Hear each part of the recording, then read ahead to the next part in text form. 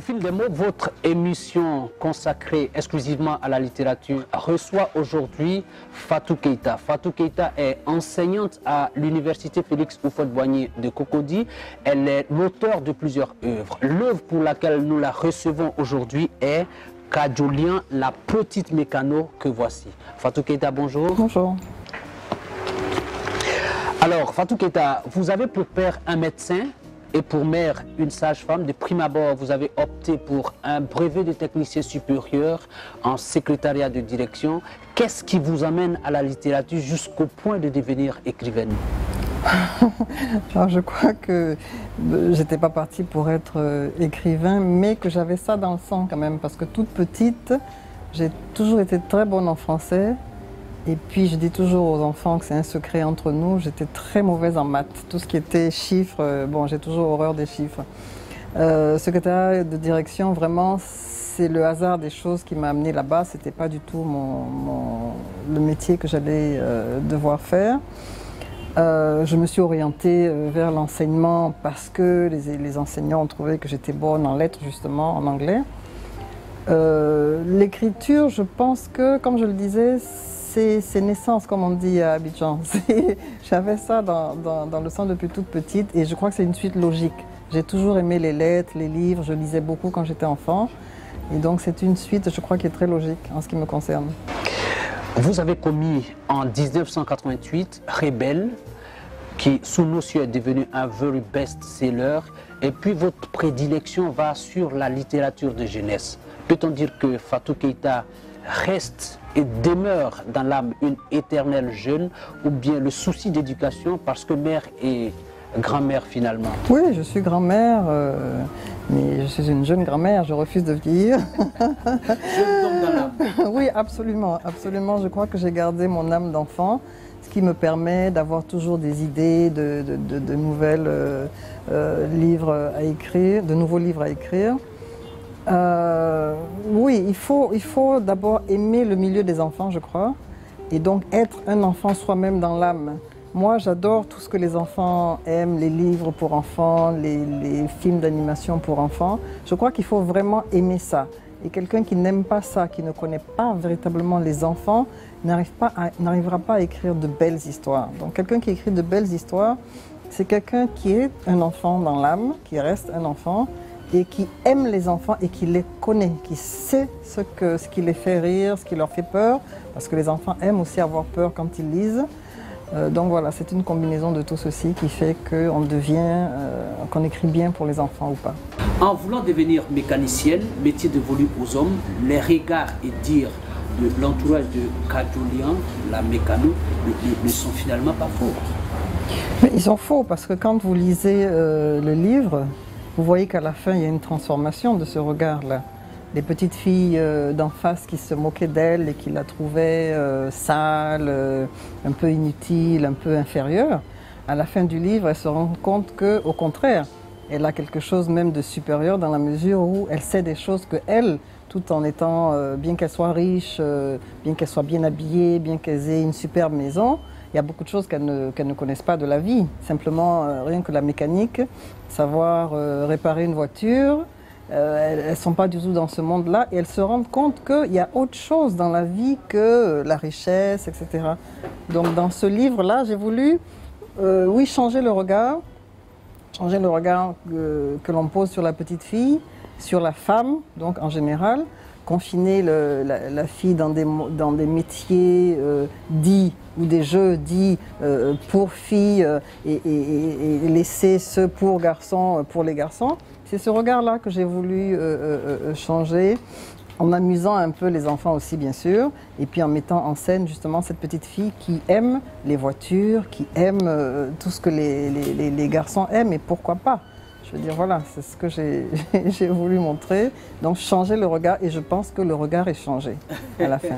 Vous avez un retour à cela? Ah oui, absolument. Il y a beaucoup de professeurs des écoles qui utilisent le livre dans leur classe pour justement essayer de sensibiliser les enfants au problème du genre, justement.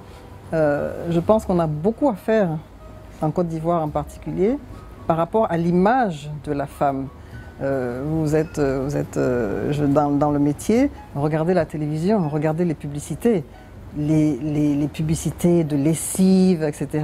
Vous voyez toujours des femmes en train de laver en chantant, elles sont heureuses de chanter, etc. Il faut qu'on change un peu ça. Les garçons aussi, ils lavent leur linge, ils utilisent le savon. On peut filmer des étudiants en train de laver leur linge et puis dire que tel savon est formidable, etc. On peut montrer des garçons aussi en train de faire la cuisine, ils sont en train de faire un petit plat pour leur copine, et puis la copine est très contente, etc. Je veux dire, ceux qui font les publicités, là, ils n'ont qu'à nous appeler, on va leur donner des idées. Parce que confiner la femme à la lessive, à la vaisselle, à la cuisine, aux soins des enfants, c'est très limité. Et puis bon, il faut qu'on évolue, il faut qu'on avance. Et puis vous-même, vous êtes un exemple parce que en tant que femme, vous êtes enseignante à l'université. Ça prouve que en votre personne, même, vous donnez l'exemple. Tout à fait, on peut y arriver. Moi, je suis allée dans des villages, notamment dans la sous-région, au Burkina, au Mali, et je peux vous dire que les petites filles qui étaient vraiment toutes timorées, timides et tout, quand je parlais et que je leur expliquais que les hommes et les femmes étaient égaux, etc., mais à la fin de la discussion que j'avais avec elles, elles avaient les yeux qui pétillaient, elles me regardaient avec admiration. Et on sentait en elle l'envie d'être respectée autant que les garçons étaient respectés. Donc je pense que c'est un livre qui est très utile. Oui, ça c'est un autre débat. Dans l'ambition d'un enfant à sa réalisation, il a souvent des embûches. Quelle doit être selon vous l'attitude des parents et de son entourage? Ça dépend de quel blocage il a, quels obstacles. Si c'est la petite fille à qui on dit non, une fille fait pas ci, une fille fait pas ça, bon, peut-être qu'il faut éduquer aussi les parents pour qu'ils sachent que la petite fille est tout à fait habilitée à faire exactement la même chose que les garçons.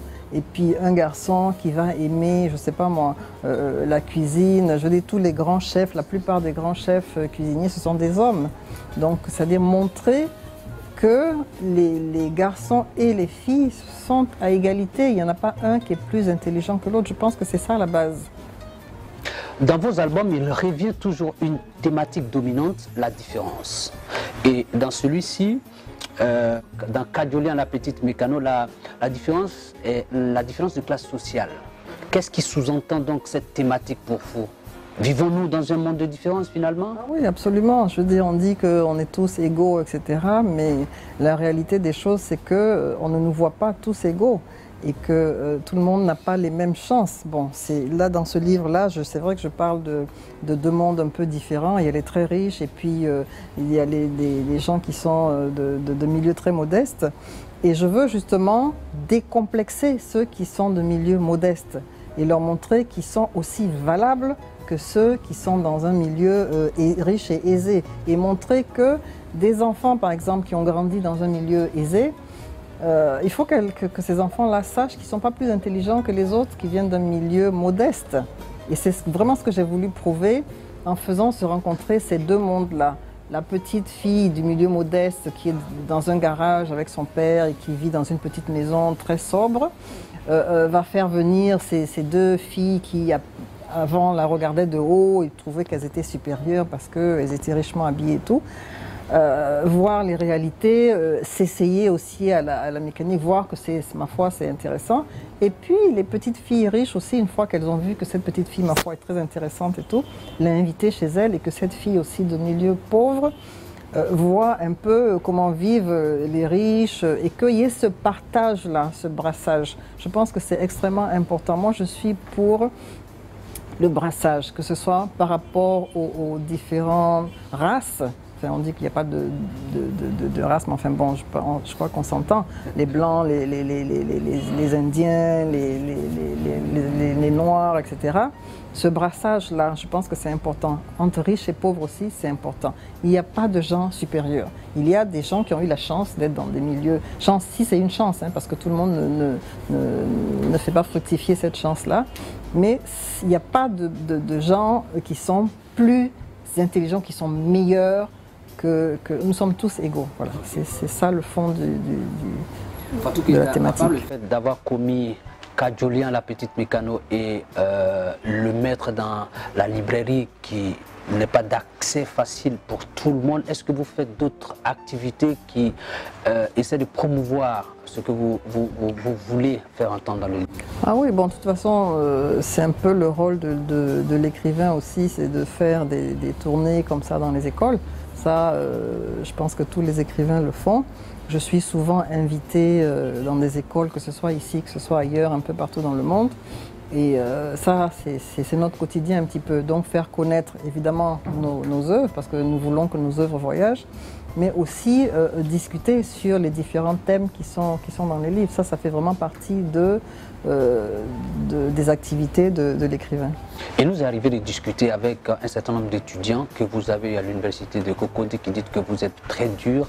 Est-ce que c'est le fait de vouloir décomplexer que vous voulez montrer à finalement vos étudiants que vous êtes femme et que vous êtes arrivé là, voilà un peu? Non, pas du tout.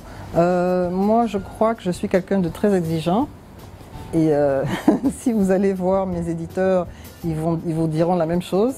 Ils vous diront que elle est exigeante, etc. Mais l'exigence, qu'est-ce que ça donne? Ça donne de beaux livres. Voilà. L'exigence, qu'est-ce que ça donne? Ça donne de bons étudiants. Voilà. Être gentil pour être gentil, ça ne donne rien du tout. Je veux dire, moi, les notes de complaisance, la complaisance, non, je suis pas, c'est pas mon tempérament. Je pense que ceux qui font avancer le monde, que ce soit des hommes ou des femmes, ce sont des gens qui ont de la rigueur et qui ont de l'exigence. Le travail bien fait, eh bien, ça donne de belles choses. Voilà. Ne serait-ce pas une symphonie inachevée de ne plus savoir ce qu'est devenu Kadiolan, la petite mécano? Envisagez-vous une suite à cette histoire?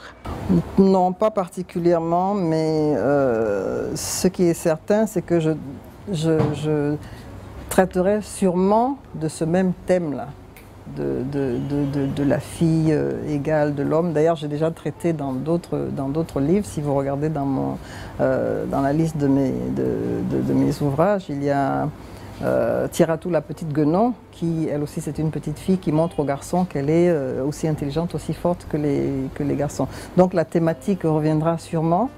Une suite à Kadiolan, je ne pense pas. Je ne pense pas que ça soit nécessaire. Comment l'auteur que vous êtes, en plus de vos nombreuses activités professionnelles, arrivez-vous à faire une production aussi nourrie de pratiquement un album par an? Oui, même 2 parfois. Là, ça fait quand même quelques temps que je n'ai rien produit, faute de temps vraiment. C'est pour ça que la question elle est bienvenue, c'est que j'ai 1001 choses à faire, je porte 1001 casquettes. Donc bon, il faut savoir s'organiser, et prendre ce temps-là, vraiment le prendre. Parce que, et plus les années avancent, plus j'ai de choses à faire, plus je suis sollicitée. Et souvent, bon, les gens pensent que c'est un peu des caprices de star, mais non, ce ne sont pas des caprices de star. C'est que je suis effectivement très, très, très occupée. Donc quand on m'invite, il faut le faire bien en avance, il faut vraiment prévoir, et puis il faut me le rappeler parce que je peux oublier justement, vu que je suis un peu au four et au moulin. Nous recevions Fatou Keïta pour son œuvre Kadiolan, la petite mécano, paru chez Fratmat Édition en 2013. Merci de nous avoir suivis à un autre numéro de Au fil des mots.